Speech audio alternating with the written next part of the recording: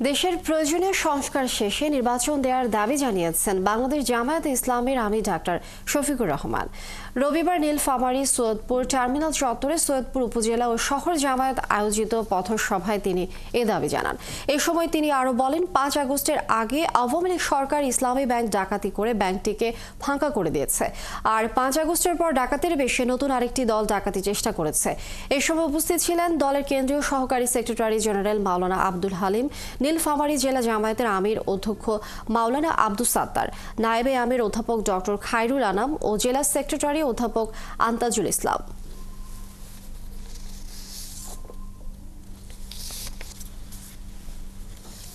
নির্বাচনের জন্য এই জাতি চাতক পাখির মতো চেয়ে আছে। আমরা বলেছি সুষ্ঠু নির্বাচনের জন্য অবশ্যই সুষ্ঠু ভোটার তালিকা, নির্ভুল তালিকা তৈরি করতে হবে। ঘরে ঘরে গিয়ে একটা উপযুক্ত মানুষের যাতে বাদ না পড়ে এর ব্যবস্থা নিতে হবে। প্রবাসে যারা আমাদের দেশবাসী আছেন তাদের প্রত্যেককে এই তালিকার অন্তর্ভুক্ত করতে হবে।